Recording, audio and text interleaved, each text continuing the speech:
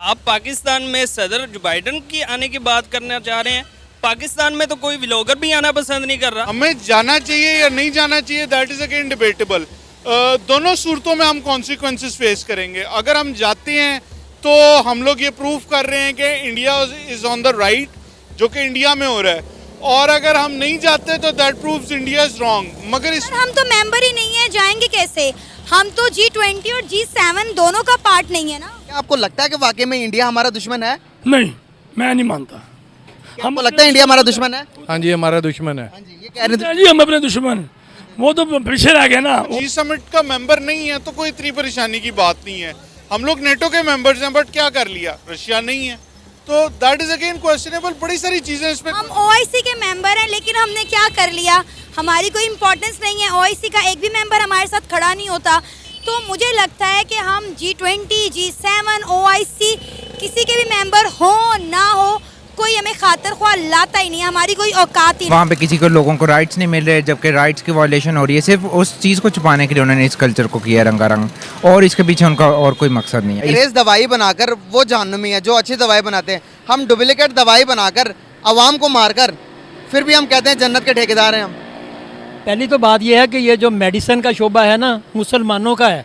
हम खुद यहाँ से निकल रहे और कह रहे हैं कश्मीर चाहिए। नहीं, कश्मीर की बात ये होती है कि कश्मीर हमें इसलिए चाहिए क्योंकि उनकी जो पब्लिक है वो चाहती है हमारे साथ है। तो अब तो नहीं चाहती वो, उसने तिरंगा उठा दिया, तिरंगा के नारे लगाए हैं, वंदे मातरम के नारे लगाए। नमस्कार दोस्तों, अगर आप सीधी वीडियो देखना चाहते हैं तो नीचे दिए गए टाइम से वीडियो आगे करके देख सकते हैं। दोस्तों, जैसे आपने वीडियो इंट्रो में देखा कि पाकिस्तानी अब ये मान चुके हैं कि उनकी कहीं पर भी कुछ भी मतलब औकात नहीं है, ना इस्लामिक देशों में ना गैर इस्लामिक देशों में। पाकिस्तान की हालत ऐसी हो चुकी है कि पाकिस्तानी अब ये कह रहे हैं कि भारत में किस तरह से G20 की मीटिंग आज से शुरू हो चुकी है दिल्ली में, और किस तरह से पूरे दिल्ली को एक रोशनाई की तरह सजाया गया है। दिल्ली में किस तरह से उनका स्वागत किया जा रहा है, जो भी 20 देशों के बड़े बड़े अधिकारी आ रहे हैं उनके। और एक पाकिस्तान में जो बाइडन अभी तक के मतलब कोई अमेरिकन प्रेसिडेंट तो छोड़ो, इस्लामिक कंट्री का कोई बड़ा सा अफसर भी नहीं आया है कि भैया अधिकारी आकर हमें विजिट, हमारा पाकिस्तान को विजिट करके गया हो। तो पाकिस्तानी ये दिल में मलाल रखते हुए भारत जो इतना बड़ा जो होस्ट कर रहा है इतने बड़ा प्रोग्राम, तो उसे देखते हुए पाकिस्तानी क्या कुछ अपने दिल के जलन और भड़ास निकाल रहे, आइए सुनते हैं। और से हमारे हमसाए मुल्क भारत में G20 समिट होने जा रहा है। अमेरिका के सदर जो बाइडन वहाँ पर पहुँच गए हैं। क्या कहेंगे, हर कंट्री भाग भाग कर इंडिया तो जाता है, लेकिन पाकिस्तान आना पसंद नहीं करता। क्या रीज़न? इसके बड़े सारे रीजन हैं। सबसे पहले हमें अपनी पोजीशन क्लियर करनी पड़ेगी। आइदर और हम US की साइड पे हैं या हम रशिया और ईरान वाली साइड पे हैं। मेरे ख्याल में शायद मोस्ट प्रॉब्ली रशिया नहीं गया, if I am not wrong, और 2-3 मुल्क नहीं गए। तो हम लोग अगर G समिट में जाते हैं तो दैट प्रूव्स कि हम लोग अमेरिका की साइड पे टिल्ट है, और अगर हम नहीं जाते तो दैट प्रूव्स कि हमारी रशिया की साइड पे टिल्ट है। हमें जाना चाहिए या नहीं जाना चाहिए, दैट इज अगेन डिबेटेबल। दोनों सूरतों में हम कॉन्सिक्वेंसेस फेस करेंगे। अगर हम जाते हैं तो हम लोग ये प्रूव कर रहे हैं कि India is on the right, जो कि इंडिया में हो रहा है।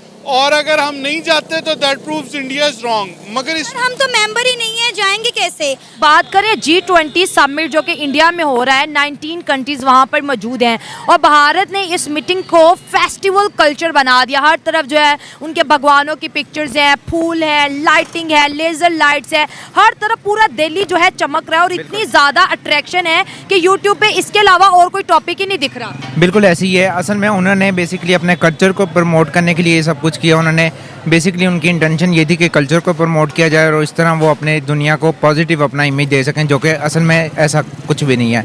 वो सिर्फ अपने इमेज को बेहतर करने के लिए उन्होंने ये किया, जबकि वहाँ पे किसी को लोगों को राइट्स नहीं मिल रहे, जबकि राइट्स की वायलेशन हो रही है। सिर्फ उस चीज़ को छुपाने के लिए उन्होंने इस कल्चर को किया रंगारंग, और इसके पीछे उनका और कोई मकसद नहीं है। आपने कहा कि वहाँ पे वायलेशन हो रही है। अभी जो हमारा वो फैसलाबाद के अंदर क्रिश्चियन कम्युनिटी पे अटैक हुआ, आपको पता है सऊदी अरब ने, UAE ने बहुत ज़्यादा प्रेशर डाला कि पाकिस्तान अपनी एक्सट्रीमिज़म को कम करे, जिस तरह चर्च जलाए गए। तो हमारे मुल्क में भी बहुत सी कम्युनिटीज़ ऐसी हैं जिनको राइट्स हम नहीं दे रहे हैं। और पाकिस्तान में अगर हम लोगों को G समिट का मेंबर नहीं है तो कोई इतनी परेशानी की बात नहीं है। हम लोग नेटो के मेंबर्स हैं, बट क्या कर लिया, रशिया नहीं है, तो दैट इज अगेन क्वेश्चनेबल। बड़ी सारी चीजें इसमें। हम ओआईसी के मेंबर हैं, लेकिन हमने क्या कर लिया, हमारी कोई इम्पोर्टेंस नहीं है। ओआईसी का एक भी मेंबर हमारे साथ खड़ा नहीं होता।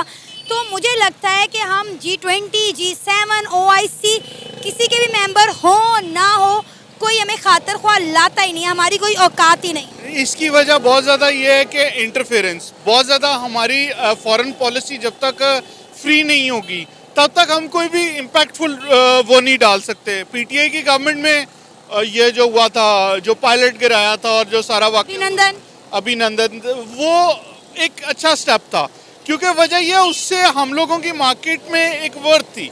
हम लोग किसी जगह पे स्टैंड कर रहे थे, अब तो हम किसी भी जगह पे स्टैंड नहीं कर रहे। क्या वर्थ थी, अभिनंदन को हमने चाय पिलाकर बड़ी अच्छे तरीके के साथ बड़ी रिस्पेक्टफुली वापस कर दिया।